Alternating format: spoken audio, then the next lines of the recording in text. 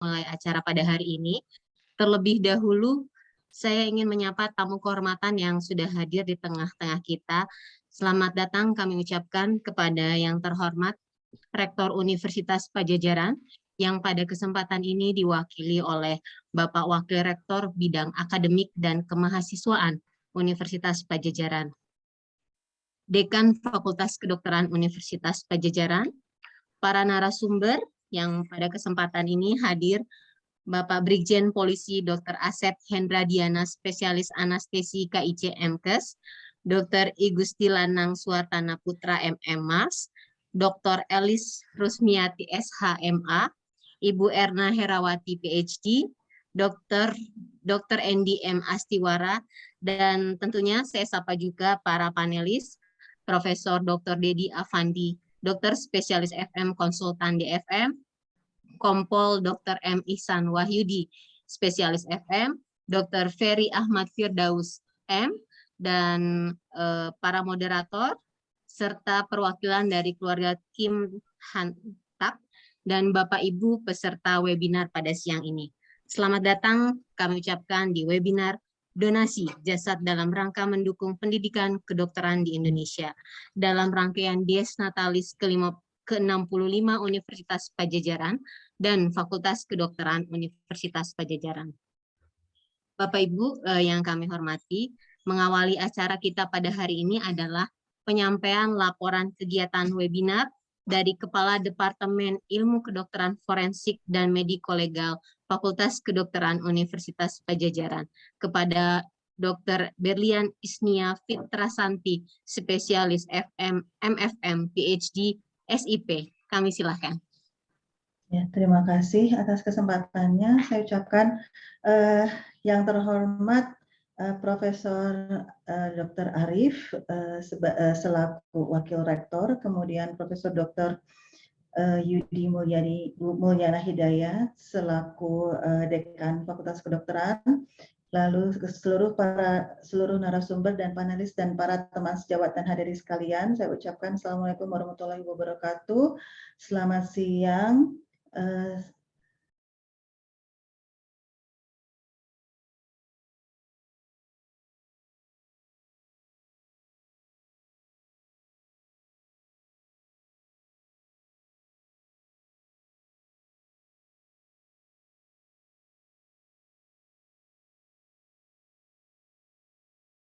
Nah, jadi dokter merupakan satu profesi yang pekerjaan dan kegiatannya berhubungan langsung dengan manusia.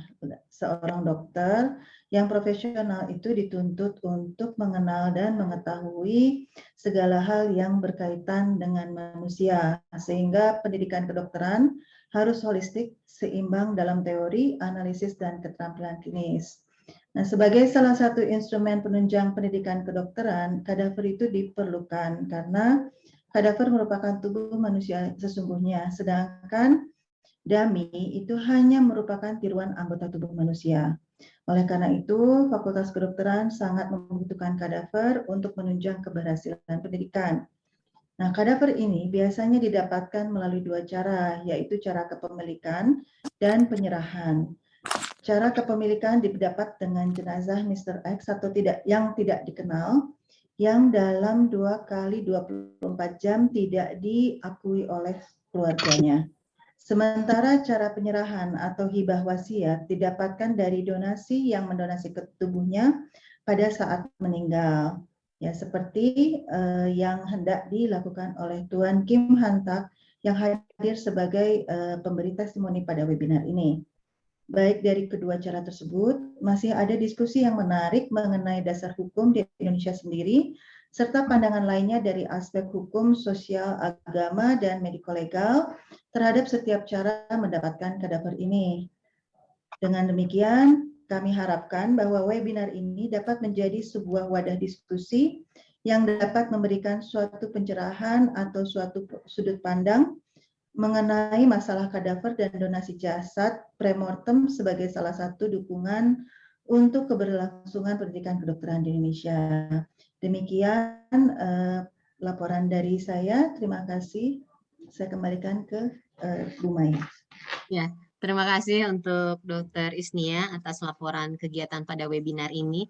Bapak Ibu hadirin yang kami hormati, selanjutnya adalah sambutan dari Dekan Fakultas Kedokteran Universitas Padjadjaran kepada Profesor Dr. Yudi Mulyana Hidayat, Dokter Spesialis Obstetrik Ginekologi Konsultan. Kami silakan. Mangga, Prof. Terima kasih, Bu Maya. Bismillahirrahmanirrahim. Yang saya hormati Rektor Universitas Padjadjaran, ini diwakili oleh Pak Wakil Rektor Profesor Dr. Arif Samsul Laksana, Kartasasmita, spesialis mata.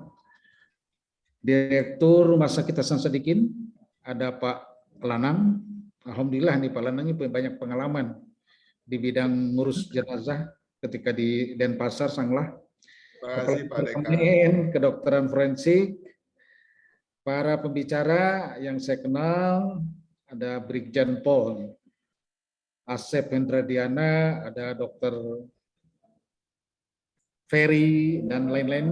Mungkin para pembicara terima kasih atas kesediaannya di dalam webinar yang sangat penting kita lakukan. Terutama memang ada kaitan ya dengan hal-hal yang akan kita lakukan ke depan.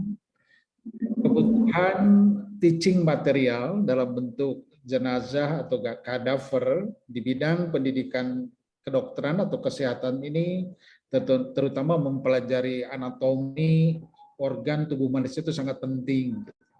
Tanpa itu rasanya susah kita mencapai kompetensi yang baik. Kemudian di sisi lain ada individu-individu yang sangat peduli terhadap kemajuan perkembangan ilmu kedokteran atau kesehatan, sehingga beliau-beliau ini ingin menyumbangkan organ tubuhnya untuk kemajuan ilmu. Ini sangat kita apresiasi. Kemudian yang jadi problem adalah bagaimana aspek legal dari kegiatan ini. Nah, ini mungkin nanti yang akan kita bicarakan dari berbagai pakar dan pengalaman-pengalaman dari teman-teman lain, baik dari praktisi hukum, kepolisian, maupun di praktisi di bidang kedokteran.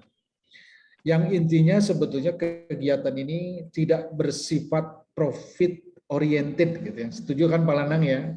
Yang semata-mata kita memang untuk memberikan akomodasi terhadap kemajuan ilmu dan mengakomodasi orang-orang yang peduli terhadap kemajuan ilmu, terutama kedokteran dan kesehatan.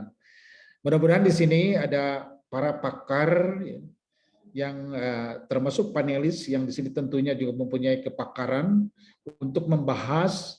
Alhamdulillah kalau bisa membahas di dalam webinar secara tuntas, sehingga bahan ke depan nanti kami dari Fakultas Kedokteran Universitas Padjadjaran atau dari Universitas Padjadjaran, Rumah Sakit Hasan Sadikin, ataupun pihak kepolisian untuk membuat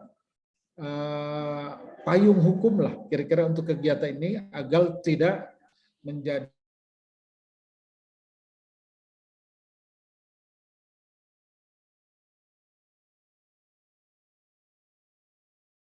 webinar ini bisa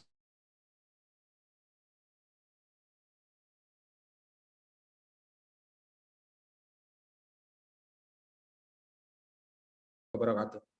Waalaikumsalam warahmatullahi wabarakatuh. Terima kasih kami haturkan kepada Pak Dekan atas sambutannya. Dan hadirin yang berbahagia, selanjutnya adalah sambutan dan pembukaan acara oleh Wakil Rektor Bidang Akademik dan Kemahasiswaan Universitas Padjadjaran kepada Profesor Arif S. Kartasasmita, Dokter Spesialis Mata MKes MM PhD. Kami silahkan. Baik, terima kasih Bu Maya. Assalamualaikum warahmatullahi wabarakatuh. Yang saya hormati, sama-sama hormati, pertama Pak Dekan, senior saya, Prof. Yudi Mulyana Hidayat, lalu pimpinan Rumah Sakit Sadikin pada siang hari ini dihadiri sekaligus sebagai narasumber oleh Dr. Lanang, begitu. Lalu juga para narasumber, Bapak Senior, ini Dr. Asep Hendradiana, Pak Brigjen, beliau ini juga dharma wanita penyakit mata, begitu. Lalu Bapak Ibu sekalian yang hadir yang tidak bisa disebutkan satu persatu, Pertama-tama, selamat siang dan salam sejahtera untuk kita semua. Selamat datang di Unpad untuk teman-teman yang sudah lama meninggalkan Unpad cukup lama. Saya mengaturkan juga permohonan maaf dari Ibu Rektor yang tadinya sedianya hadir untuk bersama-sama kita semua untuk menghadiri, namun karena ada kegiatan yang tidak kalah pentingnya, maka beliau Ibu mau dan juga menitipkan salam pada Bapak Ibu sekalian dan berdoa mudah-mudahan acara ini sukses seperti apa yang diharapkan.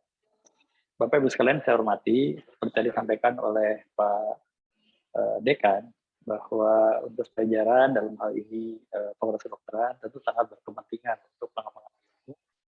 Di antaranya adalah bagaimana kita dapat menopang suatu perkembangan tersebut dengan menyiapkan segala sesuatu sumber daya sehingga pendidikan optimal dan mencapai tujuan akhirnya.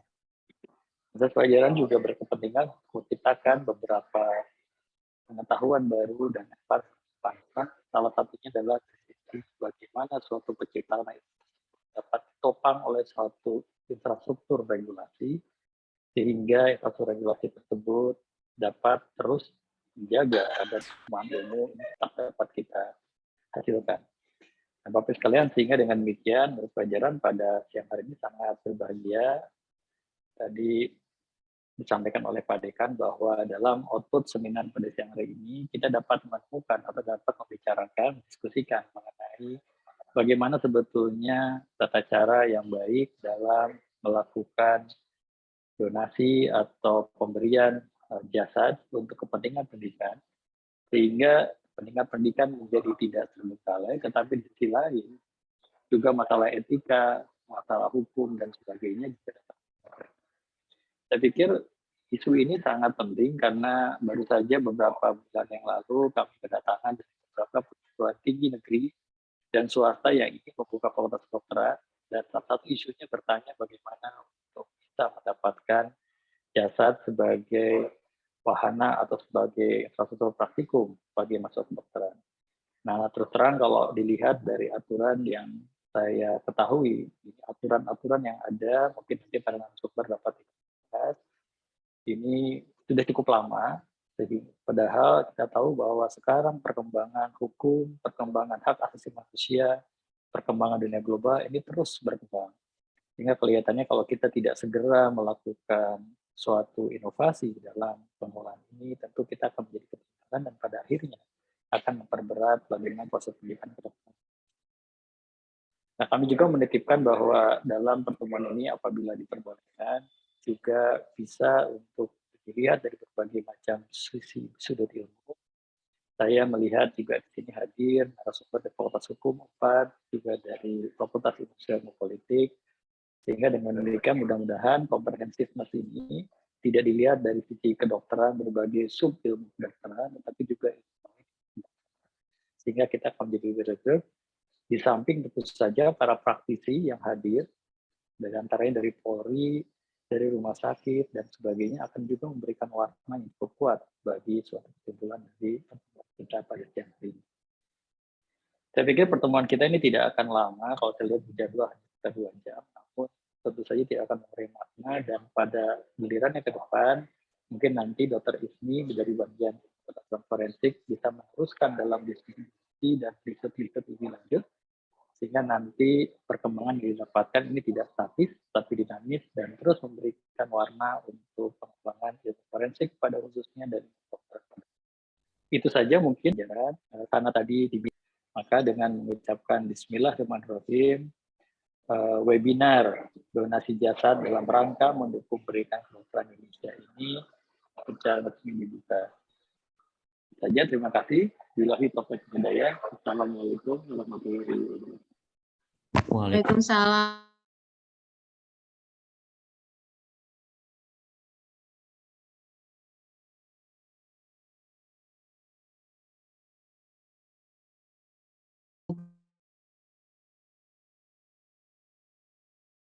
Yaitu penyampaian materi dari 2 sesi. Dan untuk sesi pertama ini berjudul mengenal kadaver dan status kepemilikan jasad tanpa keluarga, yang akan dipimpin oleh moderator kita yaitu Dr. Sani Tanzilah.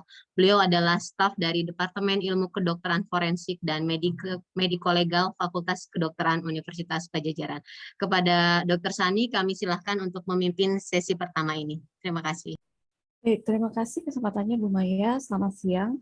Assalamualaikum warahmatullahi wabarakatuh. Pada sesi ini, izinkan saya, Sani Tanzilah, memandu webinar untuk sesi pertama.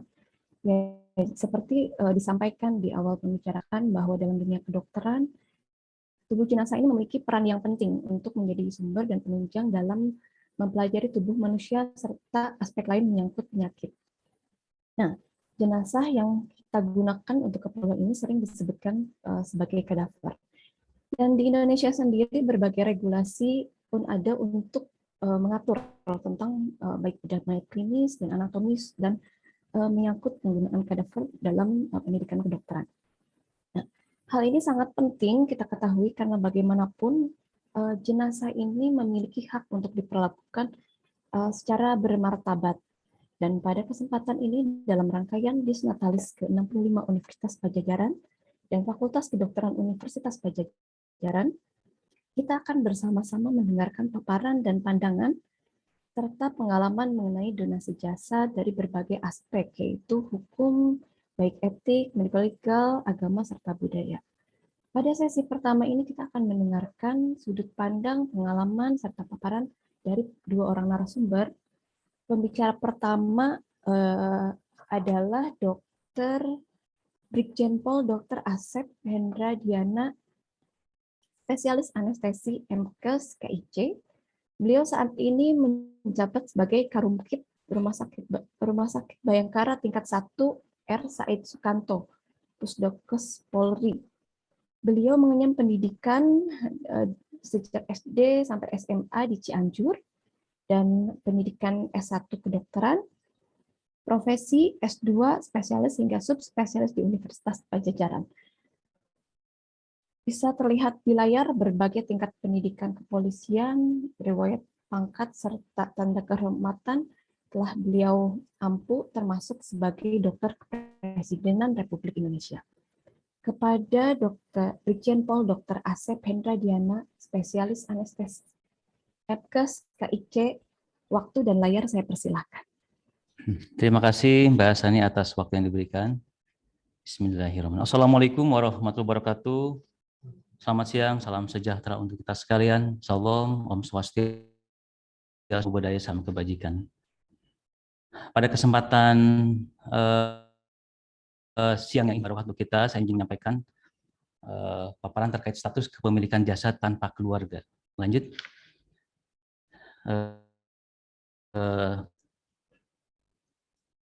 Bicara terkait dasar hukum, kita langsung ke dasar hukum terkait yaitu Peraturan Pemerintah Nomor 18 Tahun 1981 tentang bedah mayat klinis dan bedah mayat anatomi serta transplantasi alat atau jaringan tubuh. Jadi sebelum masuk kita akan tahu permasalahan yang selama ini yang mungkin harus kita sikapi. Jadi kegiatan pertemuan webinar pada saat siang ini insya Allah banyak memberikan manfaat karena kembali lagi dengan semakin meningkatnya jumlah fakultas kedokteran di Indonesia, lanjut, terus juga dengan peningkatnya jumlah mahasiswa kedokteran yang menempuh pendidikan di fakultas kedokteran juga akan meningkatkan kebutuhan akan sarana prasarana pendidikan. Berikutnya juga kadaver merupakan instrumen yang penting bagi mahasiswa kedokteran dan tenaga medis yang digunakan untuk pembelajaran anatomi. Disampaikan tadi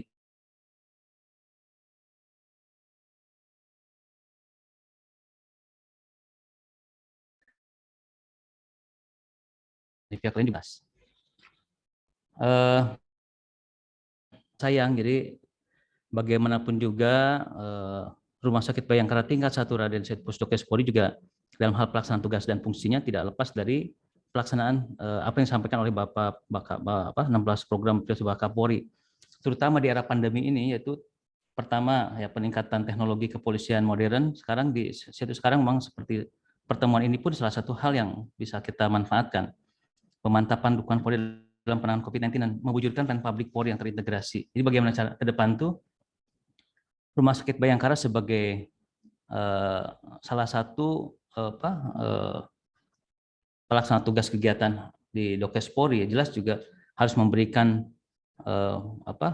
fungsi dan tugasnya. Saya sampaikan di sini visi dan misi rumah sakit. Jadi sekali lagi, Rumah Sakit Polri memiliki misi sebagai rumah sakit unggulan dalam bidang pelayanan kesehatan dan kedokteran kepolisian, terutama tingkat nasional. Lanjut, berikutnya juga menyelenggarakan pelayanan kesehatan dan kedokteran kepolisian yang prima. Ada 2 tugas fungsi rumah sakit, yaitu di samping memberikan pelayanan kesehatan secara primas dan paripurna bagi anggota keluarga dan masyarakat, seperti rumah sakit yang lainnya, justru kekhasan Rumah Sakit Bayangkara adalah memberikan pelayanan kedokteran kepolisian, khususnya untuk mendukung kegiatan tugas kepolisian. Dalam ini apa? Ya nanti lebih dijelaskan berikutnya. Jadi Profil Rumah Sakit Bayangkara, jadi kembali lagi, Rumah Sakit Polri Sukamto ini adalah salah satu rumah sakit terujukan 54 rumah sakit Bayangkara seluruh Indonesia. Dan ini bisa dimanfaatkan oleh rekan-rekan di pendidikan terutama untuk memanfaatkan peran fungsi Rumah Sakit Bayangkara di Indonesia. Kita alhamdulillah sampai sekarang memiliki jumlah bed hampir 1045 tempat tidur dengan jumlah ICU hampir 89. Dalam tugas dan perannya kita juga menegakkan kedokteran kepolisian di sini. Jadi antaranya apa? Pemeriksaan DVI, pemeriksaan visum, dan pemeriksaan pendudukan kepolisian. Di samping kita memiliki kekhasan yaitu perawatan khusus tahanan. Kita masuk lebih dalam lagi terkait kedokteran kepolisian. Apa itu kedokteran kepolisian? Di sini sampaikan bahwa beberapa kegiatan kedokteran kepolisian yang sudah dilaksanakan di Sukamto ini dalam kurun waktu terakhir, kita sudah banyak menangani masalah identifikasi korban seperti jatuhnya pesawat Sriwijaya Air, identifikasi kasus terorisme, identifikasi korban kapal imigran gelap, dan beberapa kasus mutilasi. Kita memiliki meja otopsi yang berstandar internasional dengan lemari pending hampir bisa nampung 50 jenazah. Dan instalasi ini pun termasuk terbesar di Jakarta. Dan menjadikan sarana Rumah Sakit Polri sebagai sarana pendidikan. Bisa untuk peningkatan dasar ilmu forensik, prosedur mediko-legal, visum et repertum, patologi forensik, dan kesehatan Kamtibnas, dan termasuk juga pencegahan penyalahgunaan narkoba. Dan terutama juga giat bagaimana peran disaster victim identifikasi kita perankan. Dan diharapkan juga kita juga bisa mendidik dan supaya para peserta didik ini bisa memahami dan menerapkan kedokteran kepolisian dalam pelaksanaan tugas keseharian. Berikutnya giat operasi Dokpol. Personil Bayangkara siap siaga di lapangan dan itu pun sama telah mengikuti pendidikan dan pelatihan. Dan tanpa dukungan termasuk juga alat bantu tadi kita tidak bisa berbuat banyak. Berikutnya baru masuk ke terkait apa itu yang termasuk terkait kadaver tadi yang kita bahas lebih jauh. Kita tahu bahwa kadaver adalah mayat atau jenazah yang digunakan untuk diseksi dalam kamus besar bahasa Indonesia.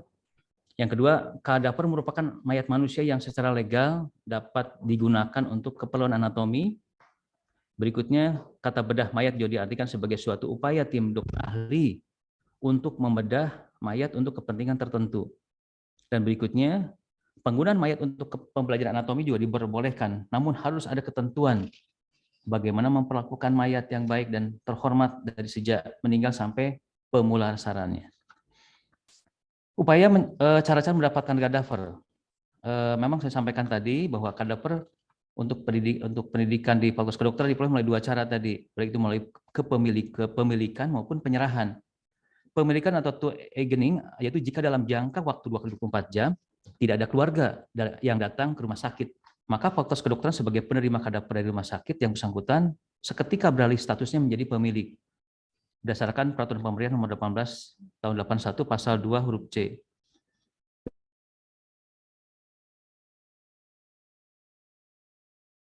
Dan yang keduanya yang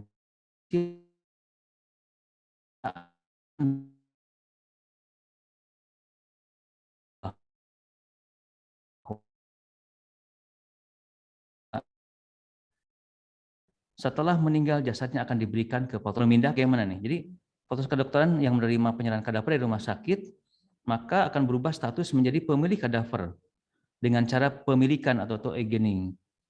Karena ahli waris kadaver atau dianggap melepaskan hak miliknya atas kadaver tersebut, sehingga kadaver dianggap benda yang res derelicti selama kebenaran tidak nyata telah ditinggalkan. Artinya objektif 2 kali 24 jam, tidak ada keluarga terdekat dari yang meninggal dunia datang ke rumah sakit sesuai pasal 5 Jo pasal 2 huruf C Peraturan Pemerintah nomor 18 tahun 1981. Dengan tidak adanya keluarga terdekat dari yang meninggal dunia datang ke rumah sakit dalam jangka waktu 2 kali 24 jam tadi, dapat dikatakan ahli waris menelantarkan mayat dan melepaskan haknya. Maka kadaver diserahkan oleh rumah sakit ke Fakultas Kedokteran untuk dilakukan bedah anatomis guna keperluan pendidikan di bidang kedokteran. Jadi bukan untuk kepentingan ahli waris. Ahli waris kesimpulan yang membiarkan Fakultas Kedokteran melakukan bedah anatomis berarti juga membiarkan Fakultas Kedokteran memiliki kadaver tersebut untuk kepentingan pendidikan tadi. Di sini disampaikan terkait beberapa sanksi-sanksi tertentu yang memang bisa diberikan. Yang pertama pasal 17 Peraturan Pemerintah nomor 18 tahun 81, yaitu dilarang memperjualbelikan alat atau jaringan tubuh manusia. Lanjut. Yang berikutnya, ketentuan pidana pada ayat 1 pasal 20 Peraturan Pemerintah nomor 18 tahun 1981, pelanggaran ketentuan pada pasal dalam peraturan pemerintah tadi diancam dengan pidana kurungan selama-lamanya 3 bulan atau denda setinggi-tingginya Rp7.500 di ketentuan tersebut. Dan ayat 2 sampaikan ancaman pidana sebagaimana dimaksud dalam ayat 1 dapat diambil pula tindakan administratif. Maka rekomendasi yang disampaikan dalam kesempatan siang yang terhormat ini bahwa pada rumah sakit pendidikan bahwa ya perjanjian penyerahan kadaver dari rumah sakit misalnya kepada KSM bagian forensiknya dan juga pemulasaraan jenazah di rumah sakit. Sedangkan yang menerima adalah kepala bagian forensik dan mediko-legal Fakultas Kedokteran tersebut. Jadi memang sampai sekarang belum ada ketentuan khusus yang mengatur secara rinci. Kita harapkan sebetulnya dengan pertemuan pada kesempatan siang ini kita akan mengajukan kepada pemerintah atau Kemenkes untuk sesegera mungkin mengeluarkan aturan yang lebih rinci. Sehingga pemanfaatan terkait kadaver ini bisa lebih baik lagi dan lebih optimal. Dan juga diharapkan juga akan juga memberi motivasi kepada mungkin termasuk secara saya pribadi untuk kenapa tidak untuk bisa memberikan mendonasikan misalnya jenazah atau bagian tubuh kita itu untuk kepentingan pendidikan dan pelatihan ke depan yang sehingga ini akan memberi motivasi kepada yang lainnya untuk bisa berbagi dan memberi manfaat baik itu kita selama hidup maupun pada saat setelah kita meninggal. Mungkin demikian dari saya tidak terlalu banyak. Kita akan buka diskusi seperti apa dan di Rumah Sakit Polri pun nanti ada beberapa pakar yang bisa kita tanya dan kita libatkan dan mudah-mudahan kita memberi manfaat untuk pendidikan dan pelatihan ke depan. Demikian, terima kasih. Wassalamualaikum warahmatullahi wabarakatuh. Om Santi Om, terima kasih. Waalaikumsalam warahmatullahi wabarakatuh. Terima kasih kepada Brigjen Pol Dr. Asep Hendra Diana, spesialis anestesi MKes KIC atas paparannya. Dan pada sesi pertama ini juga ada 3 orang panelis yang akan menanggapi dan membuka diskusi, yaitu Prof. Dr. Dedi Afandi, dokter spesialis forensik dan mediko-legal, konsultan DFM sebagai perwakilan dari Perhimpunan Dokter Forensik Indonesia atau PDFI. Selanjutnya ada juga Kompol Dr. Ihsan Wahyudi, spesialis forensik mediko-legal dari Rumah Sakit Bayangkara Sartika Asih, serta Dr. Ferry Ahmad Firdaus, Medicine Management SPOK. Nanti para panelis ini akan menanggapi dan membuka diskusi setelah pembicara kedua, yaitu Dr. I Gusti Lanang Suartana Putra, MM Mars. Saat ini beliau menjabat sebagai Direktur SDM Pendidikan dan Penelitian Rumah Sakit Umum Pusat Dr. Hasan Sadikin. Beliau memiliki latar belakang pendidikan dokter di FK Universitas Udayana, Magister Manajemen di FEB Universitas Udayana serta Magister Administrasi Rumah Sakit FKM Universitas Indonesia. Pengalaman kerja beliau juga cukup banyak ya. Sebelumnya pernah berkiprah di Rumah Sakit Umum Pusat Sanglah sebagai Direktur Umum dan Operasional, sebagai Direktur Utama RSUP Dr. Tajudin Halid Makassar, dan kini menjabat sebagai Direktur SDM Pendidikan dan Penelitian di RSUP Dr. Hasan Sadikin Bandung. Kepada Dr. Igusti Lanang Suartana Putra, MM Mars. Baik, terima kasih Ibu yang saya hormati Pak Kejawat dan hadirin sekalian yang berbahagia. Slide.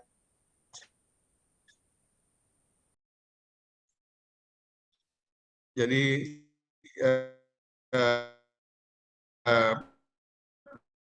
materi yang saya bawakan tentu terkait dengan mendapatkan kadaver dalam kaitan untuk proses pendidikan. Tentu nanti apa yang saya sampaikan di paparan ini terselip informasi tentang pengalaman yang saya alami selama beberapa tahun mengemban amanah sebagai Direktur Umum dan Operasional di rumah sakit di Bali. Dan saya lihat juga di webinar ini ada teman-teman dari Bali yang juga ikut.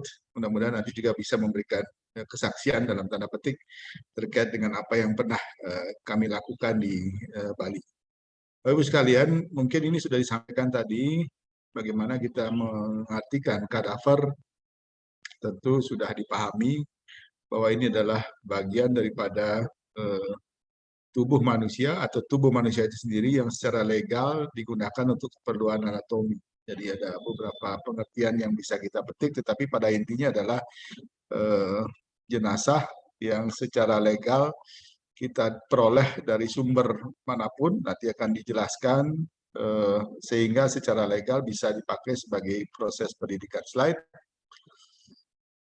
Ya, kalau kita lihat di dalam pembelajaran ilmu anatomi kedokteran tentu ada beberapa yang bisa dijadikan sebagai dasar pembelajaran. Salah satunya adalah kadaver. Dan memang diakui sejauh ini kadaver merupakan cerminan dan tentu tubuh manusia yang seutuhnya, sesungguhnya. Sehingga kalau dibandingkan dengan alat bantu yang lain tentu tidak bisa semirip apapun. Jadi pembuatan sebuah benda tiruan tentu tidak akan sama dengan tubuh manusia yang sesungguhnya. Slide. Nah, tadi juga sudah disampaikan bahwa sumber mayat sebagai kadaver bisa jadi berasal dari mayat yang tidak dikenal, kemudian mayat yang tidak diurus keluarganya, atau dalam tanda kurung itu mayat terlantar, dan yang ketiga adalah mayat dari seorang pendonor yang memang dengan sengaja, dengan kesadaran dirinya ingin mendonorkan tubuhnya ketika sudah meninggal untuk disumbangkan sebagai bagian daripada kontribusi untuk proses pendidikan. Namun dari ketiga hal ini tentu harus ada persetujuan tertulis. Nanti dari mana persetujuan itu diperoleh, inilah seni kita untuk mendapatkan persetujuan itu pada akhirnya. Slide.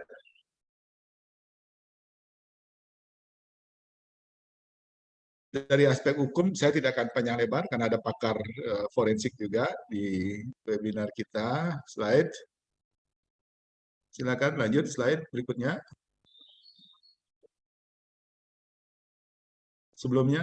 Yang sebelumnya, ya ini. Kalau kita lihat dari sisi etika, ketika mayat dijadikan kadaver, barangkali kita kembali kepada aspek bioetik, di mana kita lihat dari sisi bioetik bahwa kadaver ini harus diniatkan sebagai upaya untuk kita berbuat baik, ya. Tidak dalam rangka sebuah upaya kejahatan yang kita sering sebut dengan beneficency. Yang kedua adalah bahwa apa yang dilakukan ini adalah tidak merugikan, ada non-maleficency. Kemudian itu adalah sebuah otonomi, hak pribadi untuk tujuan keadilan. Jadi untuk mayat yang dijadikan kadaver, yang menjadi pusat analisa etik adalah otonomi dan justice, sehingga harus dengan persetujuan tertulis. Itu yang barangkali harus menjadi perhatian kita. Ada juga kajian etik yang dikeluarkan oleh Universal Declaration of Bioethics and Human Rights, UNESCO, slide. Itu ada 15 prinsip bioetik. Lanjut saja slide berikutnya. Pada intinya dari 15 itu hanya 4 barangkali yang menonjol sebagai prinsip untuk kita pedomani, yaitu di mana harus mempertimbangkan martabat manusia dan HAM. Prinsip yang kedua adalah otonomi dan tanggung jawab individu. Kemudian yang ketiga izin persetujuan. Yang keempat menghormati keragaman budaya dan pluralisme. Jadi ini tidak lepas, karena itu tidak tentu kita menghargai, nanti akan ada kajian atau panelis kita yang berasal dari Majelis Ulama. Memang ini suatu hal yang penting, mengingat ini harus kita jadikan pedoman pula dalam mengambil keputusan. Slide. Kalau dikaitkan harkat martabat dan HAM, tentu mayat yang dijadikan kadaver tetap dihormati dan hak asasi terhadap identitas dan hubungan keluarga tetap terjaga. Ini adalah kaitan dengan upaya mempertahankan prinsip yang pertama. Kemudian yang kedua, otonomi melalui informed consent dan persetujuan tertulis dari keluarga. Kemudian budaya dan pluralisme yang beragam harus dihormati dalam pengambilan keputusan mayat dijadikan kadaver. Slide. Kalau dari sisi pendonor tentu yang mutlak adalah bagaimana otonomi menjadi aspek yang utama. Kalau kita melihat persetujuan bagaimana kemudian otonomi itu bisa diimplementasikan, kita mengenalnya ada 2, option in atau option out.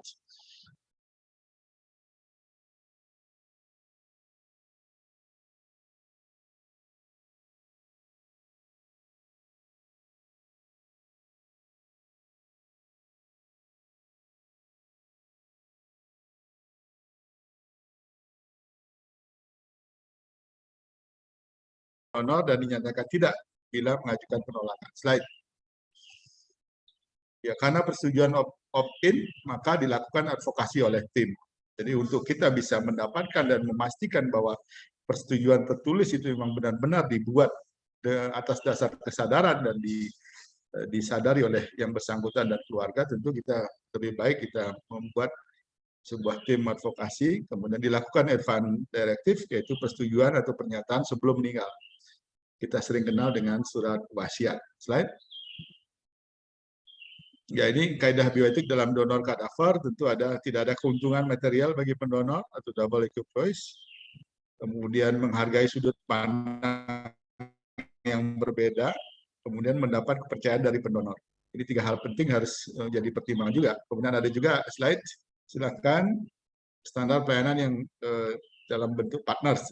Jadi P-nya adalah donor perspektif, A-nya approach, respect, transitions, navigate, empathy, relationship, dan service. Slide.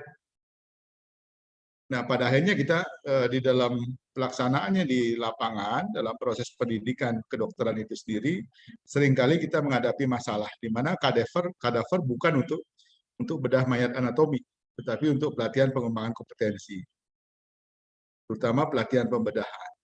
Dan ini belum diatur secara tegas dalam hukum. Yang diatur adalah kadaver dalam kaitan dengan bedah mayat anatomi.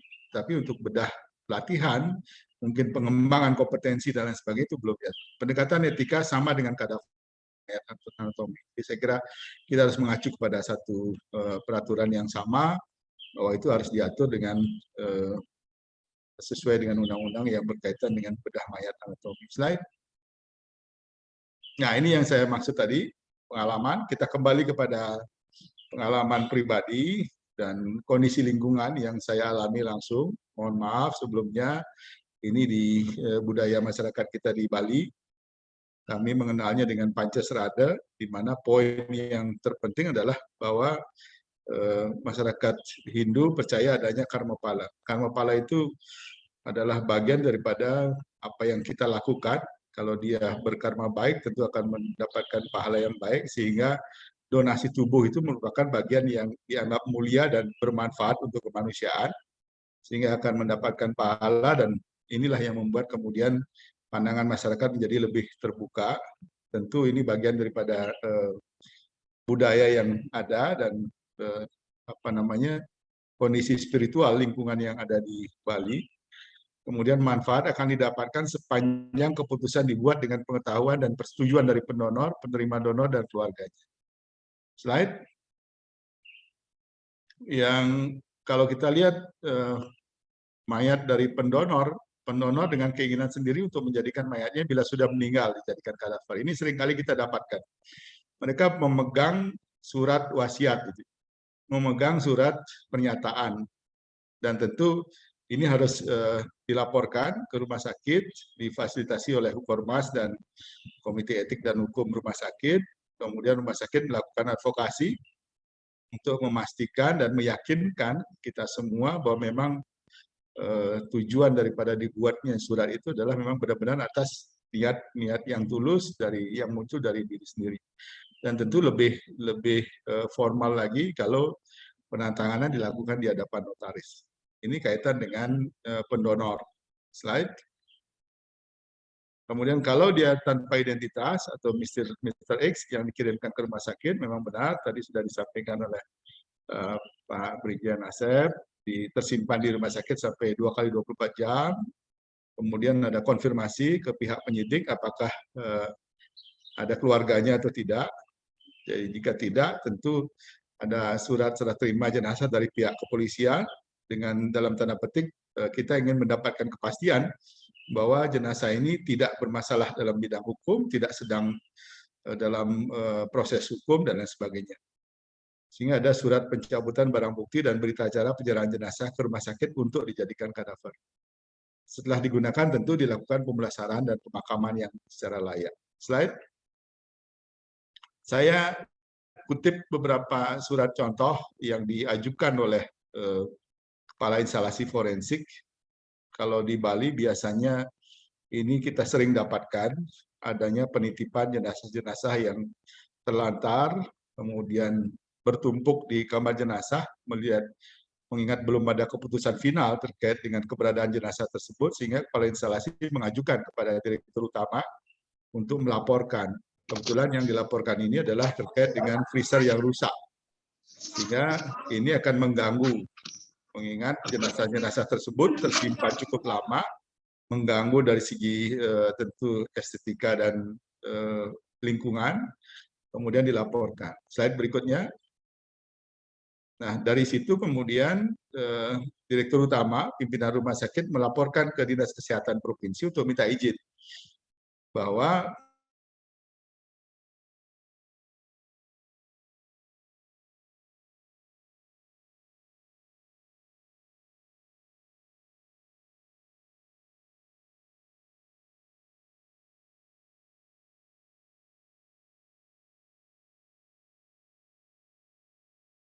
spiritual keberadaan jenazah ini adalah dengan kremasi. Ketika surat ini sudah muncul sebagai sebuah persetujuan, kemudian tentu dasar pertimbangan surat ini muncul adalah sudah ada proses sebelumnya. Jadi sudah menyatakan bahwa memang jenazah itu adalah jenazah yang terlantar. Jadi finalisasi keputusan terhadap jenazah tersebut memang sudah final. Jadi dilaporkan ke Dinas Provinsi, turun persetujuannya, kemudian dilakukan proses. Inilah sekali lagi pengalaman yang dilakukan teman-teman di Bali. Slide. Ya, kalau kita lihat yang ketiga, jika warga negara asing, tentu konsulat menjadi jembatan informasi yang penting. Jadi konsulat masing-masing negara mengirimkan surat penyerahan mayat dari pihak keluarga ke rumah sakit. Tentu hubungan bagaimana konsulat mencari keluarganya, memastikan bahwa izin keluarganya yang bersangkutan mungkin diserahkan secara resmi, itu sepenuhnya konsulat, mengingat dia adalah warga negara asing. Karena itu penting sekali nanti keluaran daripada webinar ini tentu diharapkan adanya upaya kerjasama. Mudah-mudahan mengingat di Bali tentu tidak asing lagi, banyak orang asing, banyak ekspat dan lain sebagainya. Ini akan membawa nilai bagi kita untuk bisa kita memperoleh dengan mudah dalam tanda petik, karena biasanya mereka kesadaran untuk mendonorkan dirinya lebih besar. Jadi kemudian yang kedua, persetujuan dijadikan kadaver dibuat secara tertulis, ditandatangani oleh anggota keluarga yang sah atau oleh pihak konsulat. Sekali lagi, konsulat menjadi satu jembatan yang penting. Slide. Ya, saya kira itu sekilas pengalaman. Jadi kalau dasar hukum dan aspek ketentuan sudah tentu kita pahami bersama, tetapi pengalaman-pengalaman ini barangkali mudah-mudahan bisa dijadikan pedoman, acuan untuk bisa kita ke depan. Terakhir tentu terima kasih kepada teman-teman di Bali dan terima kasih kepada panitia atas kesempatan yang diberikan kepada saya untuk memaparkan materi ini. Terima kasih. Assalamualaikum warahmatullahi wabarakatuh. Waalaikumsalam warahmatullahi wabarakatuh. Baik, terima kasih kepada Dr. Nanang atas paparannya. Paparan dan presentasi dari kedua narasumber atau pembicara kita ini akan menjadi trigger diskusi dan juga hal yang akan ditanggapi oleh para panelis. Dari tiga panelis ini akan saya berikan kesempatan pertama kepada Prof. Dr. Dedi Afandi, dokter spesialis forensik dan medical legal, konsultan DFM, sebagai perwakilan dari Perhimpunan Dokter Forensik Indonesia atau PDFI. Silakan, Prof. Ya, makasih banyak Dr. Sani. Masih banyak paparannya Pak Jenderal, kemudian Dr. Lanang. Jadi memang kebutuhan ya, pastinya untuk kebutuhan pendidikan kita memerlukan yang namanya donasi kadaver ini. Dan memang perkembangan peraturan di Indonesia juga termasuk mungkin masalah hak azazi, kemudian bioetik, etika dan sebagainya itu juga cukup tajam, termasuk juga masalah aspek agama dan sebagainya. Nah, terkait dengan yang sudah dipaparkan dan yang akan kita diskusikan, saya bisa izin share screen, Dr. Sani? Ya, silakan, Prof. Oke, ini saya bikin dalam waktu 5 menit yang lalu, mohon maaf kalau hanya berbentuk seperti ini ya. Jadi, keren. Ya, yang pertama adalah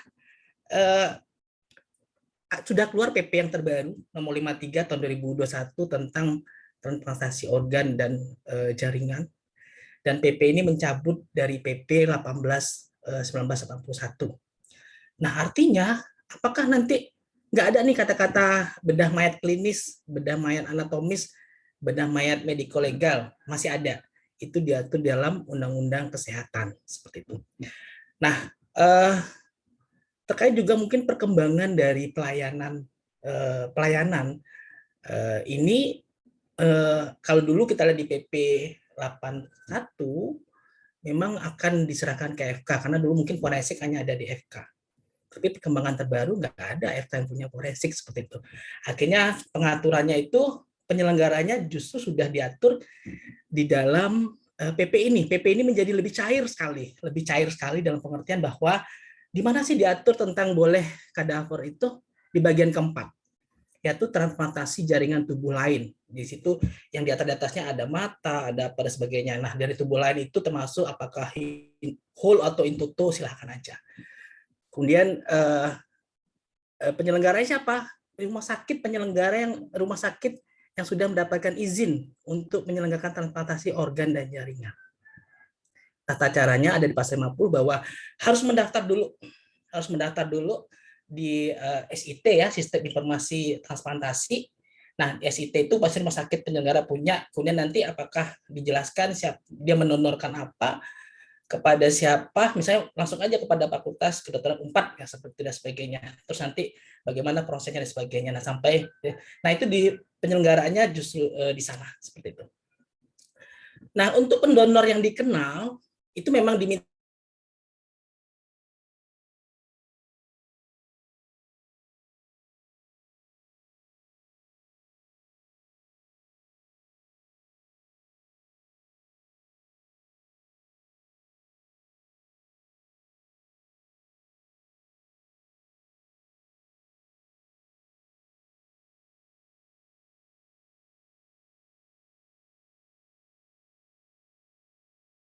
kenal tuh ada 2 yang dimintakan di sini.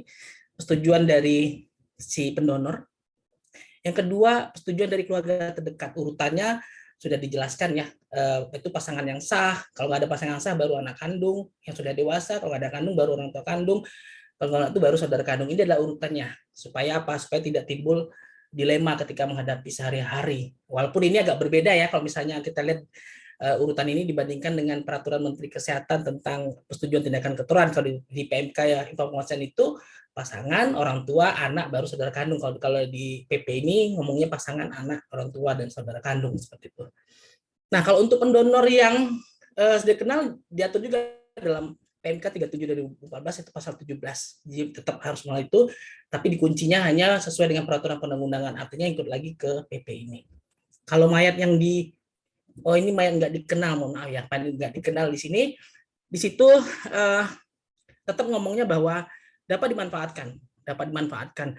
Memang ngomongnya itu tidak dapat dimanfaatkan untuk, tapi dimanfaatkan untuk apapun, apa mau organnya, jaringannya, dan tubuh lain dan sebagainya. Nah, di dalam PMK 37 2014 nyatakan bahwa ya sebaiknya kalaupun nggak dikenal, nggak diurus, dilihat dulu dia masih punya ada persetujuan nggak. Kalau nggak ada persetujuan, diupayakan cari keluarganya pada waktu hidup ya, dicarikan dulu upaya keluarganya. Kalau nggak ada upaya keluarganya, baru terakhir persetujuan dari pihak penyidik seperti itu. Nah, ini memang sangat diperlukan sekali dan ini menjadi kunci dari hal ini ya. Kemudian hak dan kewajiban itu diatur dalam pasal 58 PPP 53 2001. Jadi misalnya ketika mungkin ada orang yang berkeinginan untuk mendonorkan tubuhnya, itu menjadi lebih jelas sih sekarang alurnya dibandingkan kalau misalnya tidak seperti itu ya. Maksudnya dibandingkan mungkin dulu ya, nggak tahu nih mau lapor kemana gitu, apa lapor ke forensik apa dan sebagainya, tapi sekarang sudah jelas bahwa oh ini masuk pada transplantasi organ maupun pendonoran dan sebagainya. Kemudian sistem pencatatan dan pelaporan harus dilakukan di rumah sakit penyelenggara. Begitu juga yang di sebelahnya juga harus dicatat. Upaya identifikasi harus dilakukan pada semua kasus. Ya, kalau misalnya tidak dikenal dan sebagainya, dan ini yang akan disimpan. Jadi kalau menurut saya sekarang lebih pengaturannya lebih cair ya, lebih cair dalam pengertian lebih jelas juga arahnya. Kemudian juga cuman mungkin alurnya aja yang perlu kita lebih perjelas, karena di situ juga PP itu mensyaratkan peran serta masyarakat supaya agar lebih disosialisasikan tentang hal ini sehingga masyarakat bisa aja tahu gitu loh. Saya yakin bahwa banyak orang yang mungkin ingin mendonorkan ininya ya, tapi nggak tahu mesti kemana gitu, mesti melapor dan sebagainya. Kemudian terkadang satu kasus juga nggak semudah itu, karena mungkin bisa saja dia sudah lapor, tapi hingga memang memberikan kesempatan pada orang yang memang memiliki rencana atau mungkin tidak dikenal dan sebagainya, juga bisa untuk dilakukan sepanjang bahwa tidak bertentangan dengan dua peraturan ini. Mungkin sementara itu dulu, Dr. Sarni, makasih banyak. Ya, terima kasih banyak, Prof. Jadi kalau untuk menegaskan, baik itu donor dikenal ataupun dari jenazah tidak dikenal, pintu masuknya itu adalah rumah sakit gitu ya, Prof? Ya. Ya, jadi jalurnya memang semuanya kedua-duanya itu melalui. Karena kan sudah dikunci dengan transplantasi dan donor. Dan itu sudah ada SIT-nya ya, sistem informasi transplantasi dan donornya. Baik, terima kasih Prof. Pencerahannya. Kita mendapatkan ilmu baru nih tentang peraturan yang terbaru pada 2021 yang menggantikan peraturan tahun 1981 gitu mungkin ya Prof. Mungkin dari panel yang lain yang kedua Dr. Ihsan. Silahkan Kang Ihsan. Assalamualaikum Waalaikumsalam warahmatullahi wabarakatuh. Yang terhormat Bapak Karumkit Bayangkara Pusat, Bapak Rektor, Bapak Dekan.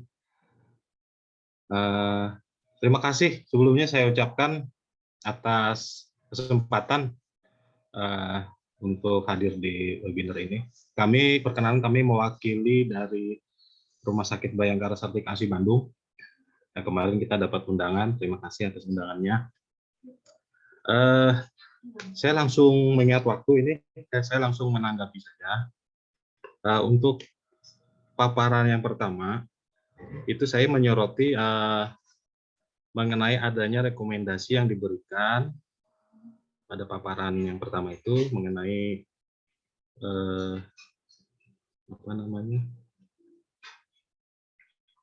Nah, saya lupa tadi fotonya tadi.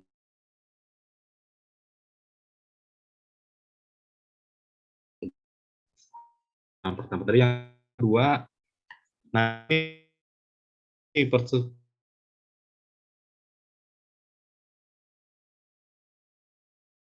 persetujuan nanti pilun-pilun atau SOP yang sifatnya aplikatif bagi rekan-rekan semua yang ada di rumah sakit di wilayah atau di pusat-pusat pendidikan.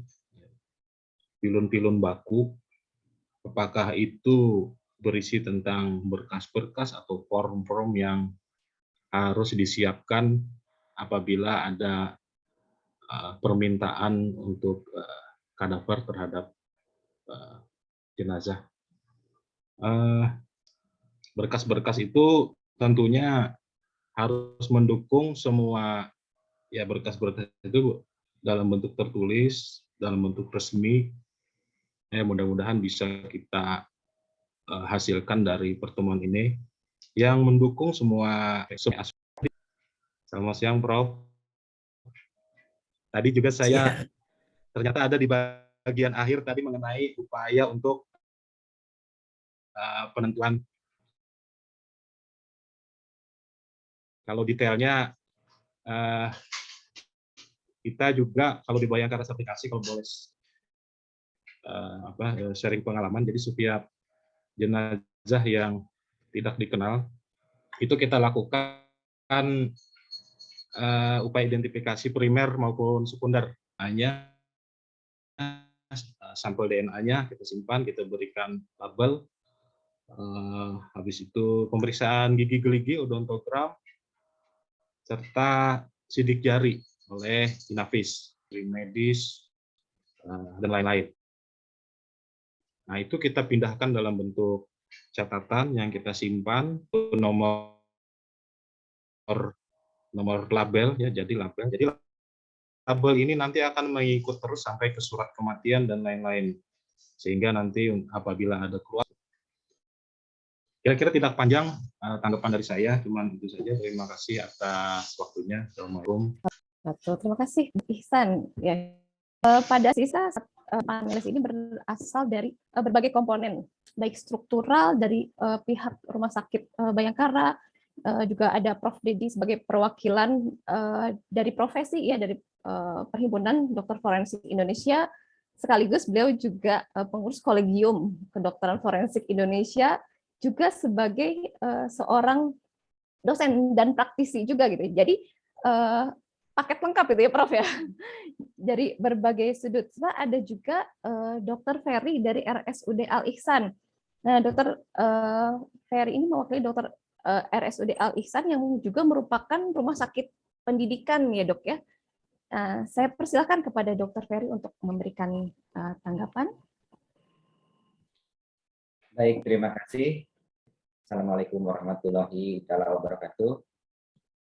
Selamat siang kepada pembicara, kalaupun masih ada Pak Wakil Rektor dan Pak Dekan, saya ucapkan salam sejahtera. Pada pembicara Dr. Brigjen Asep, beliau satu angkatan saya di FK Unpad, satu alumni. Kemudian kepada Dr. Lanang, yang tadi sudah menyampaikan paparan-paparannya. Saya ucapkan terima kasih kepada panitia yang sudah menunjuk saya sebagai panelis. Saya di RSUD Al Ihsan milik pemerintah Provinsi Jawa Barat, rumah sakit terbesar milik Pemprov Jabar, yang juga berstatus sebagai rumah sakit pendidikan tipe B, pendidikan ya. Kami ditunjuk atau sudah bekerja sama dengan Fakultas Kedokteran Unisba dalam mendidik calon-calon dokter. Rumah sakit kami ini memang berawal dari riwayatnya dari rumah sakit, dari sebuah yayasan Rumah Sakit Islam yang pada perjalanannya diambil alih oleh Pemprov Jabar. Posisi kami di Bandung Selatan, dan cukup bermitra baik dengan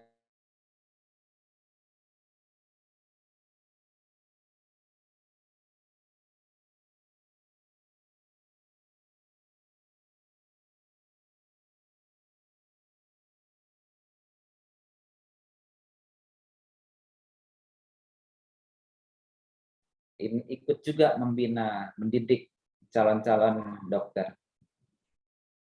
Posisi saya sebagai direktur medik yang membawahi pelayanan medik penunjang dan keperawatan.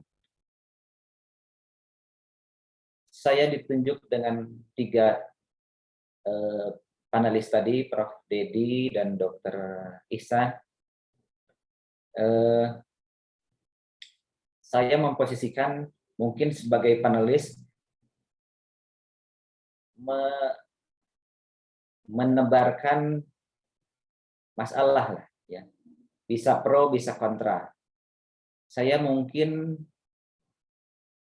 termasuk yang ingin menyampaikan kontra sebetulnya. Ya.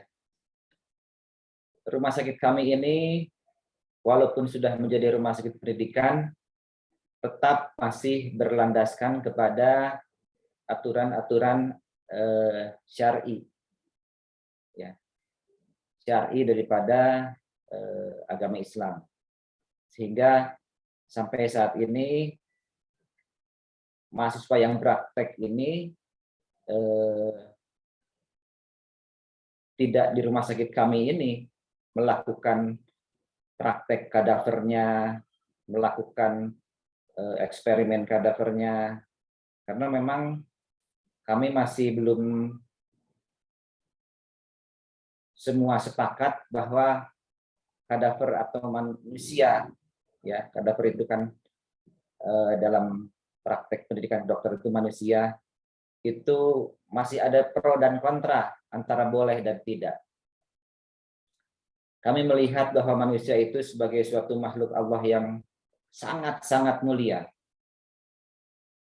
Oleh karena itu, perlakuan baik hidup maupun sudah meninggal, itu kami menganggap sama.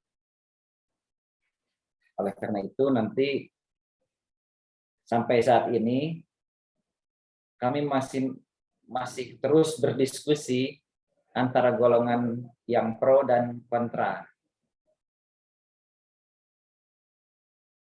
Banyak Mr. X yang datang, baik itu yang masih hidup maupun mayat, ya, yang tadi sudah dijelaskan oleh para pembicara bahwa mayat-mayat Mr. X ini menurut pasal peraturan pemerintah 81/2000 PP 18 tahun 81 yang menurut Prof. Dedi tadi sudah dicabut, dirubah menjadi 53 tahun 2021, bahwa sudah dilegalkan transplantasi organ, pengambilan organ. Namun kami di sini masih muncul dilema. Pertama, dalam hal donasi atau jual beli, ya. Karena dalam Islam itu salah satu syarat jual beli itu adalah adanya kepemilikan. Dalam ilmu manusia tadi, dalam aturan menurut Kang Brigjen Asep tadi, 2 kali 24 jam sudah menjadi milik rumah sakit. Tapi kan itu aturan manusia yang buat. Ya. Sebetulnya kalau kita korek-korek, si mayat Mr. X itu sebetulnya ada keluarganya, ada asalnya. Nah, ini yang harus kita diskusikan. Coba di sini forum ini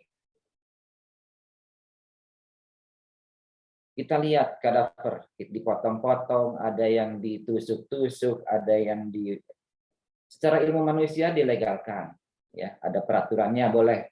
Tapi secara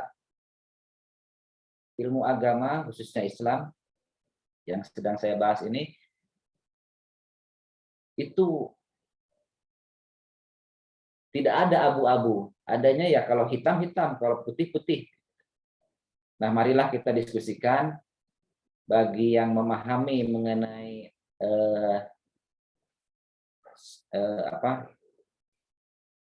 agama, kita diskusikan, kita satukan bagaimana menyatukan antara yang pro dan kontra. Rasulullah pada saat akan berperang, pengikutnya meminta izin kepada Rasulullah untuk pergi berperang, tapi Rasulullah berpesan, lakukanlah perang itu secara gentle, secara baik. Jangan sampai mayatnya dipotong-potong. Artinya apa? Rasulullah pun sudah menyampaikan bahwa memotong-motong pun tidak boleh. Manusia harus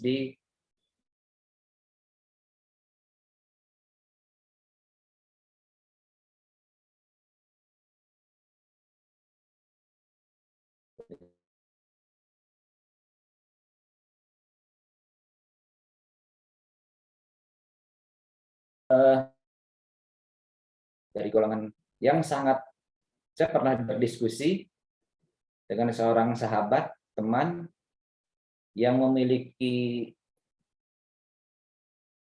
referensi mazhab yang kuat, yang banyak, itu sama sekali tidak setuju dengan adanya praktek bedah mayat dan sebagainya.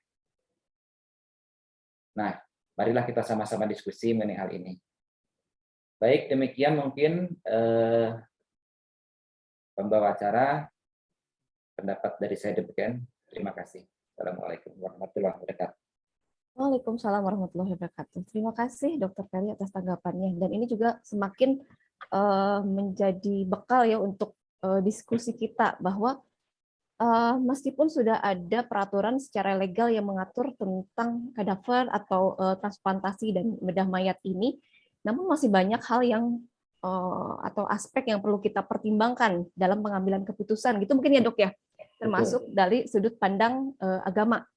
Nah, kebetulan pada webinar kali ini juga kita akan kedatangan salah satu narasumber yang akan membahas dari sudut pandang agama nanti di sesi kedua, yaitu dari MUI, yaitu Dr. Hendy Estiwara. Mudah-mudahan meskipun diskusi atau webinar kali ini dalam waktu yang singkat tidak bisa memberikan sebuah solusi langsung yang konkret, tapi akan menjadi suatu langkah awal untuk melanjutkan diskusi selanjutnya gitu ya Dok ya. Sehingga akan ada suatu hal atau pencerahan untuk aspek kadaver ini dari berbagai sudut pandang.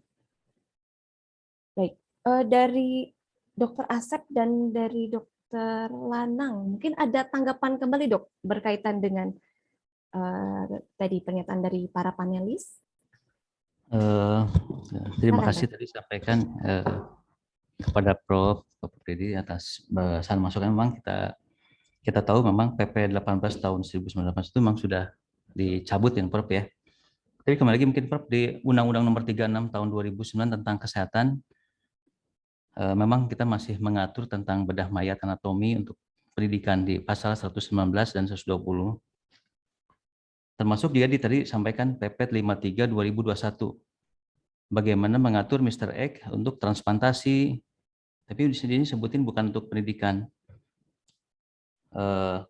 Kalau kita lihat memang untuk teknis, memang kita kembali lagi bahwa tetap menggunakan Undang Kesehatan Nomor 36 2009 pasal 119 masih bisa kita artinya beberapa rumah sakit pendidikan tertentu mungkin Prof seperti di yang ini yang selama ini sudah berjalan masih apakah masih bisa gitu Prof melaksanakan kegiatan tadi. Jadi kembali lagi mungkin tadi sampaikan terkait istilah bedah mayat klinis, bedah mayat anatomis di Undang-Undang Nomor 36 2009 tentang kesehatan masih digunakan. Mohon tanggapan mungkin dari Dr. Lanang dan baik, terima kasih. Izin Bu Moderator. Saya sepakat Prof. Dedi. Jadi terima kasih atas ulasan peraturan yang mendasari. Memang pada intinya sebetulnya fokusnya sosialisasikan dan dipahami. Betul. Saya kira itu kuncinya, Prof. Jadi memang saya pun sepakat karena pada dasarnya memang kalau bisa kita wujudkan karena rela. Kemudian mungkin juga kalau ada yang datang ke rumah sakit, jangan-jangan rumah sakit juga bingung. Ini disuruh kemana? Ini nggak ngerti karena prosedurnya belum ada. Jadi karena itu kebetulan saya punya pengalaman bahwa itu sudah kami lakukan dan inilah yang tadi saya ceritakan bahwa ketika orang datang mengajukan diri ingin menjadi donor, tentu ini harus ditangani dengan baik karena itu kan niat baik. Jadi itu barangkali penekanan saya. Terima kasih Prof. Jadi kalau yang lain barangkali memang benar kita harus membahas ini lebih detail dari segala aspek. Kemudian tadi sudah disampaikan oleh moderator akan ada sesi kedua. Saya kira nanti kita dengarkan dan itu pun masih mungkin belum cukup karena kita masih harus bahas lebih detail lagi dari segala aspek saya kira. Terima kasih Prof. Terima kasih Bapak Ibu. Terima kasih. Ya, terima kasih Dr. Asep dan Dr. Lanang. Mungkin ada di sisa waktu saya ingin mengajukan suatu pertanyaan. Dari berbagai aspek legal tadi, kendala apa yang mungkin muncul di tataran teknis jika ternyata aturan ini diberlakukan dan dimulai tentang donasi organ tersebut? Mungkin dari Prof. Dedi. Oke, ada yang menarik ya di sini bahwa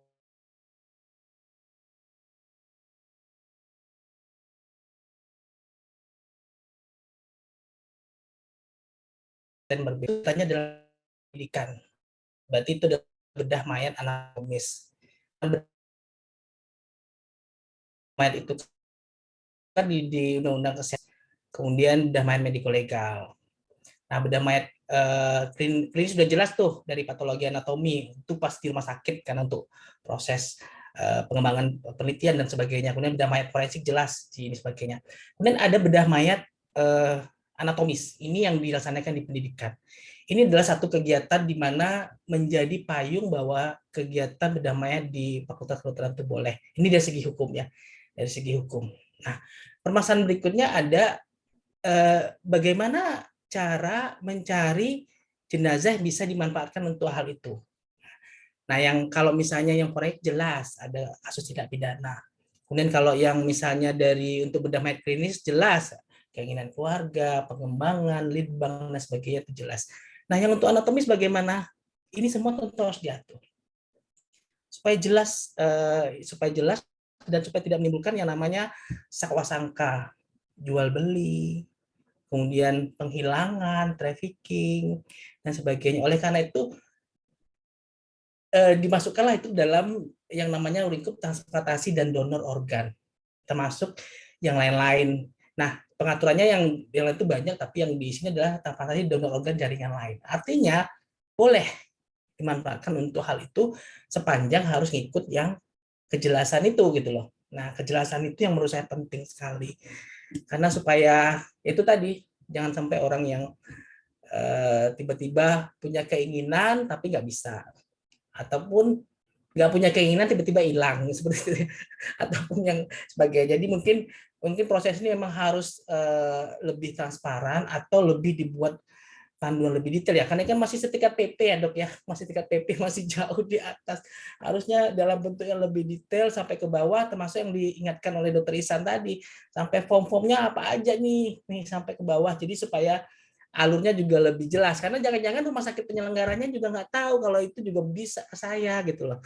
Nah itu mungkin secara teknis, jangan-jangan nanti ada yang berkeinginan, beliau baca PP, terus datang ke bank jaringan di rumah sakit penyelenggara itu sudah ditentukan oleh Menteri Kesehatan ya, yang boleh-boleh. Nah itu ke sana petugasnya malah bingung. Kami nggak bisa, kami hanya bisa menerima yang sifatnya untuk ini sebagainya. Jadi memang belum selesai menurut saya sih. Ini kan masih pada tataran yang pasti banyak diskusi, persoalan teknis dan sebagainya. Menurut saya teknisnya di situ Dr. Sani yang mungkin mungkin akan muncul ya, yang menerima pun juga bermasalah, masyarakat yang pengen ini pun bisa bersalah, kemudian prosedurnya nanti juga bermasalah karena di situ ada masalah pendanaan. Nah, ketika masalah pendanaan ini juga mesti ini kan ini siapa yang akan melaksanakan, termasuk hak dan kewajiban dari pendonor dan juga harus ada. Jadi mungkin memang harus banyak kajian, tapi minimal kita sudah tahu lah bahwa pertama itu boleh.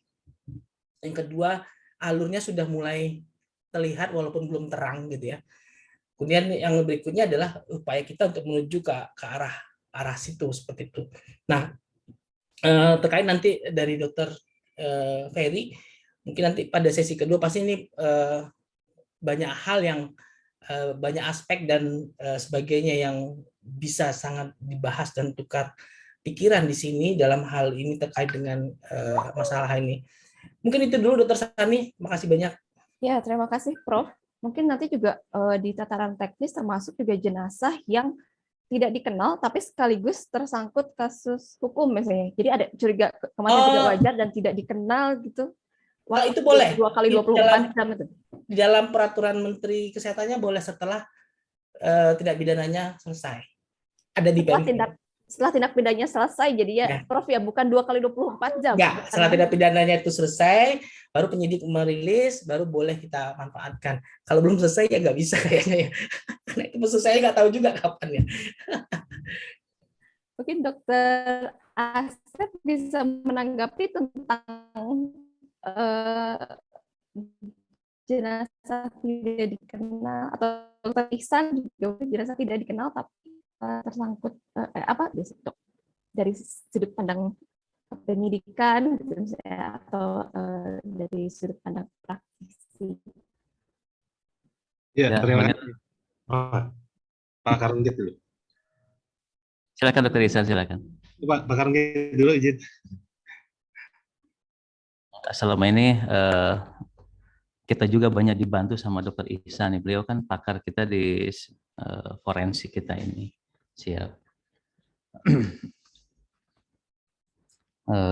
Memang disebutkan di pasal 18 ayat 4 ya, dalam hal mayat tersebut berhubungan dengan pidana, pemanfaat organ dari mayat hanya dapat dilakukan setelah proses pemeriksaan mayat yang berkaitan dengan perkara selesai. Seperti disampaikan oleh Prof tadi yang betul. Jadi memang sudah saatnya kita harus bisa memilah-milah sehingga jadi ada seseorang yang memang memerlukan, artinya kita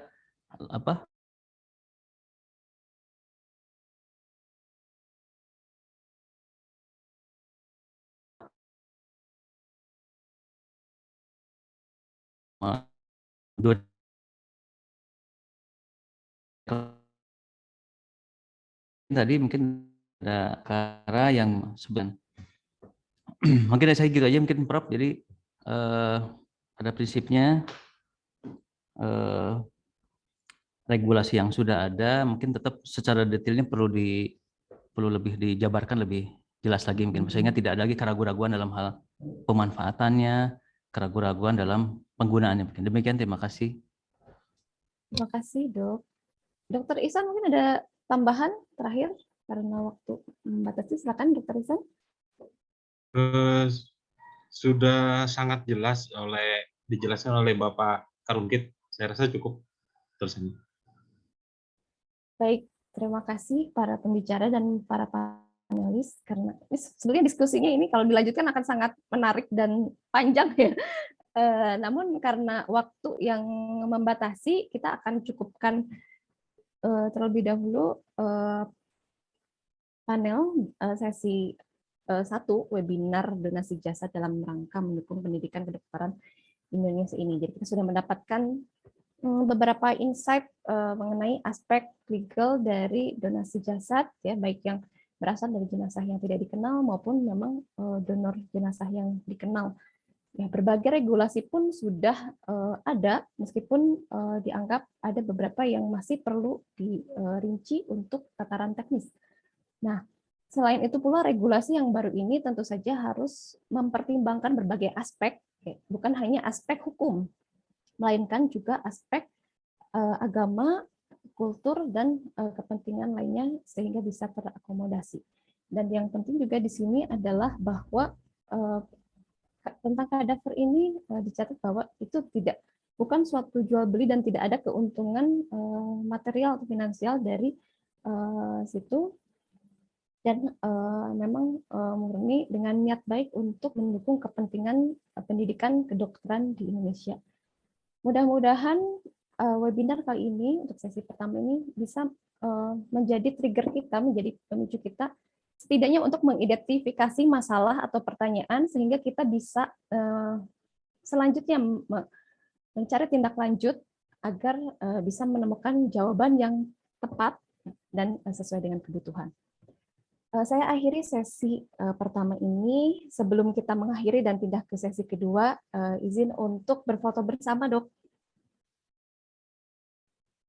Ya, kepada Dr. Ari sebagai panitia, silakan. Ya, akan saya ambil alih. Ada sebanyak 8 panel di sini, jadi akan 8 kali 1 ya, Dok ya. Oke. Baik. Kita mulai dari panel pertama.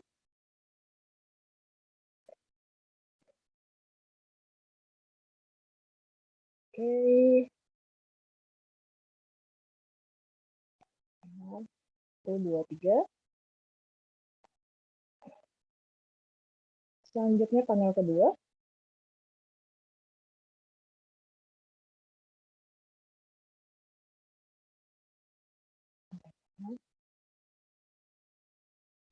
Oke, 1, 2, 3. Panel selanjutnya.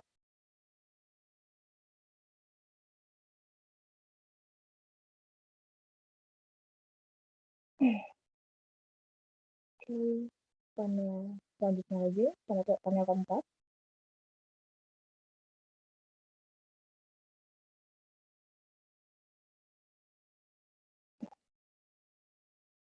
Panel kelima.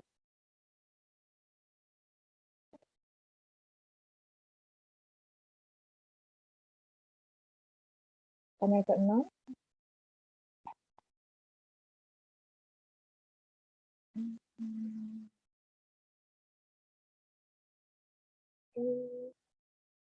Untuk panel ketujuh dan untuk panel yang terakhir.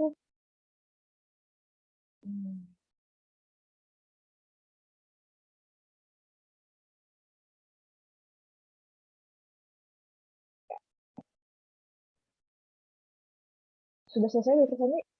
Baik, terima kasih Dr. Ari. Ya, kita akhiri sesi pertama kali ini.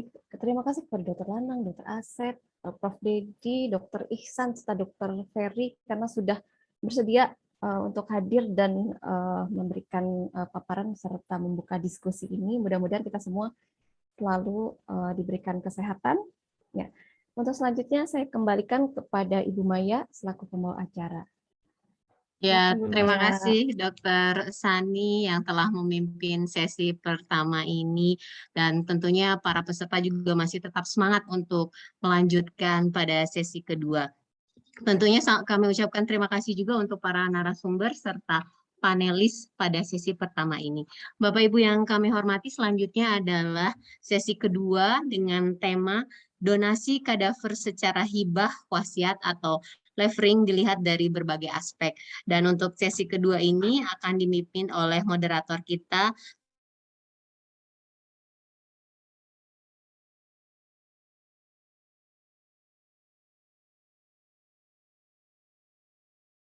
Dr. Kami, silakan. Terima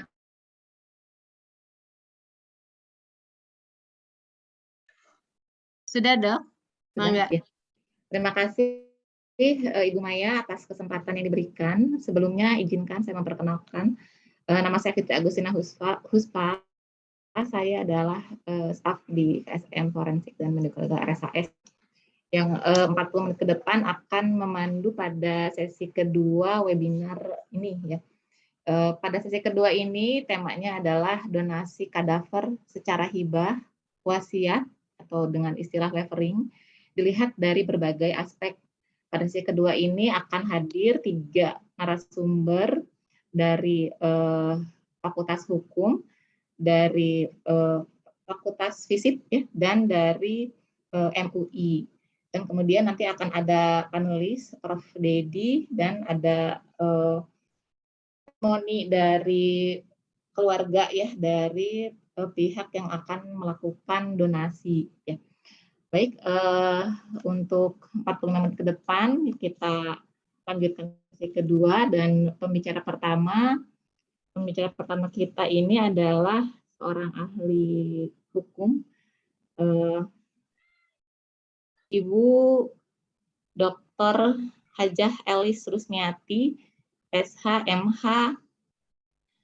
Beliau adalah dosen tetap di Universitas Pajajaran ya, Bu. Barangkali bisa disiapkan PowerPoint-nya. Sudah siap? Boleh saya izin share screen sendiri. Oh, langsung oleh Ibu ya, Bu ya, PowerPoint-nya. Baik, Ibu. Ibu Hajah Elis Rusmiati ini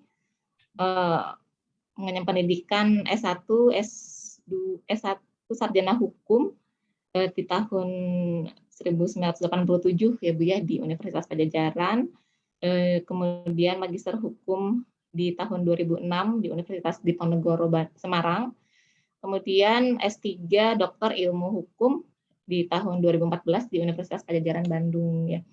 Ibu sekarang sebagai dosen tetap di Fakultas Hukum Universitas Pajajaran sejak tahun 1989 ya, dengan riwayat menjadi hakim ad hoc tipikor tingkat banding di Pengadilan Tinggi Semarang ya Bu ya, sejak tahun 2011 sampai 2020 ya.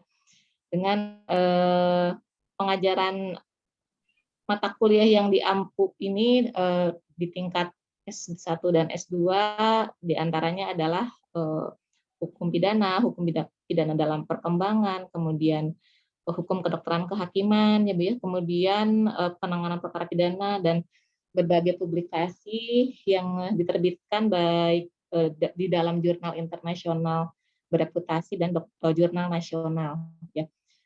Kepada Ibu Elis, waktu dan saya dipersilakan untuk memaparkan materinya dalam waktu 15 menit.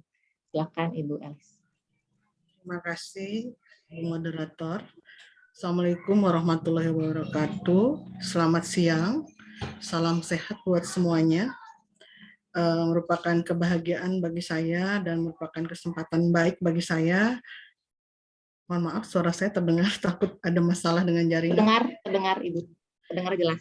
Saya merasa mendapat penghargaan, saya bisa ikut terlibat di dalam mengenai forensik, karena kebetulan saya juga pengajar mata kuliah hukum kedokteran kehakiman, dan mungkin selama ini perspektifnya hanya dalam segi hukum saja. Jadi saya terima kasih saya bisa berkenalan, saya bisa bertemu dengan para pakar yang memang bergelut langsung di kedokteran, karena kalau di hukumnya kita hanya lihat hukumnya saja tapi tidak lihat seperti apa gitu ya. Nah, ini saya terima kasih ada Prof. Dedi, tadi ada Dr. Lanang, ada Dr. Asep dan semuanya, dan para dokter yang lain tadi yang terlibat dalam sesi ke-1. Saya berterima kasih mendapat ilmu yang banyak, pembelajaran juga untuk nanti untuk dikembangkan di dalam perkuliahan gitu. Pada kesempatan ini mungkin karena tidak banyak yang bisa saya share dengan waktu yang agak singkat gitu ya. Apalagi mohon maaf juga karena saya diberi kantor oleh panitia dengan masih mengacu pada peraturan pemerintah nomor 18 1981. Tadi Prof. Dedi mohon maaf kalau ternyata saya tidak update gitu ya. Sangat-sangat kalau sudah ada yang baru gitu ya. Ada peraturan pemerintah nomor 53 tahun 2021. Terima kasih, dan saya mohon saya memang tidak update untuk peraturan yang terbaru itu. Izin saya mau share screen sebentar.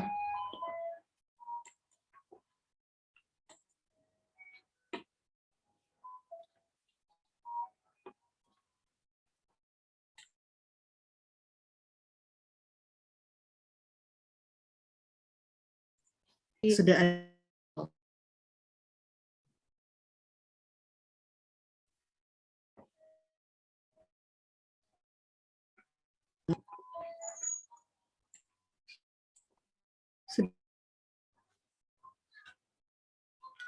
Suara saya masih terdengar. Dengan saya agak terdengar, Bu. Ya. Terdengar, Bu. Mohon maaf. Jadi saya tadi mendapat masukan banyak sekali sebetulnya mengenai apa kadaver ini ya.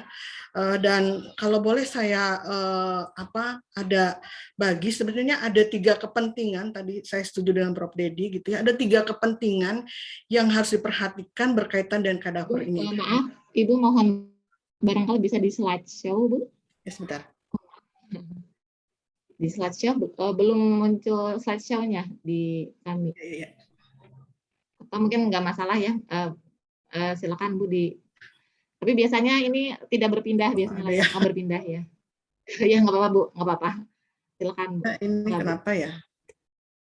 Ya. Bentar. Masih terlihat. Sudah ya? Ya sudah Bu, sudah slideshow.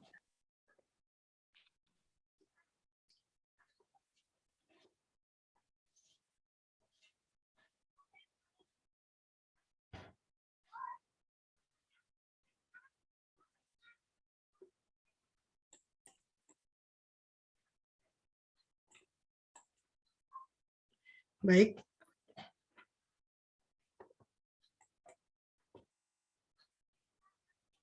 Jadi kalau kita bicara mengenai kadaver ini, sebetulnya saya tadi setuju dengan apa yang disampaikan oleh Prof. Dedi bahwa ada 3 sebetulnya di dalam kadaver ini yang bisa digunakan, yaitu dalam rangka kepentingan pendidikan dan ilmu kedokteran, kemudian kepentingan medis atau klinis gitu ya, dan ada yang satu adalah kepentingan hukum dalam pemeriksaan perkara pidana.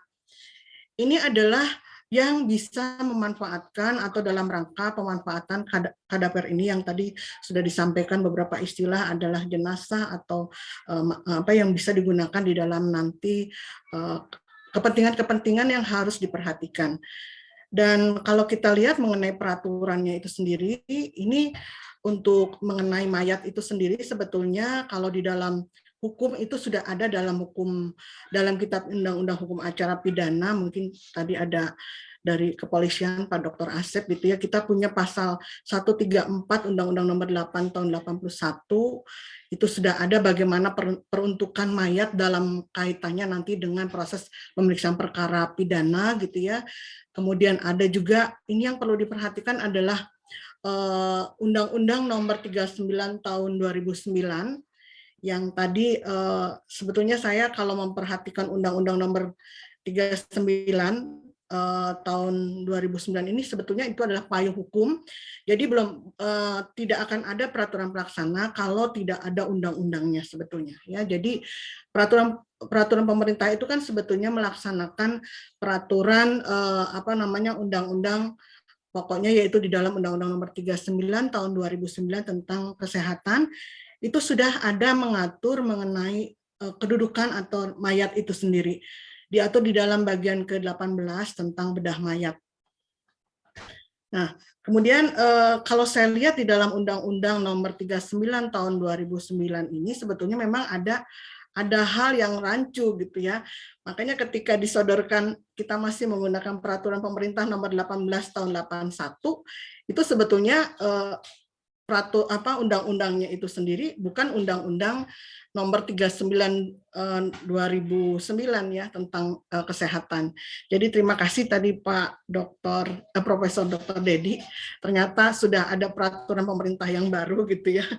Jadi yang harusnya memang di dalam Undang-Undang Nomor 39 itu sebetulnya memang menyebutkan di dalam peraturan peralihannya tidak mencabut peraturan pelaksana yang masih berlaku gitu.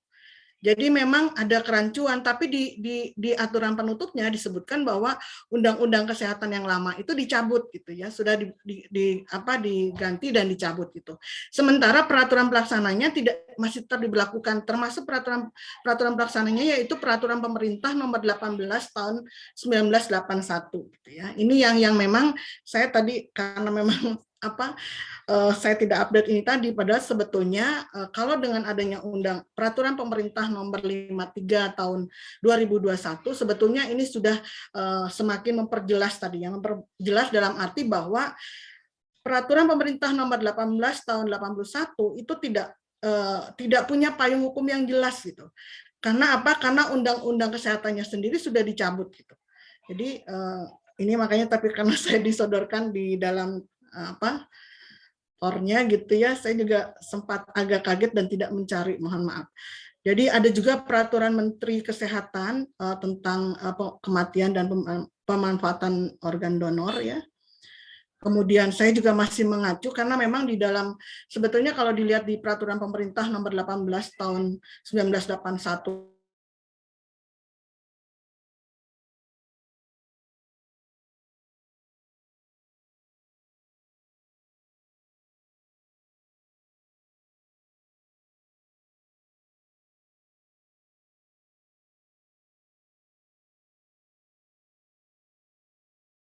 belum banyak secara detail atau secara jelas gitu ya.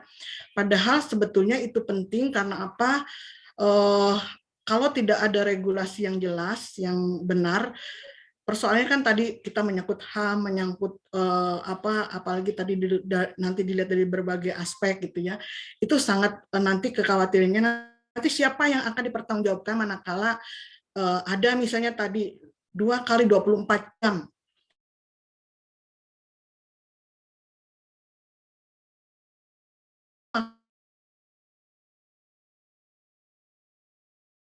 rumah sakit gitu ya, untuk kemudian bisa diserahkan ke fakultas kedokteran gitu yang nanti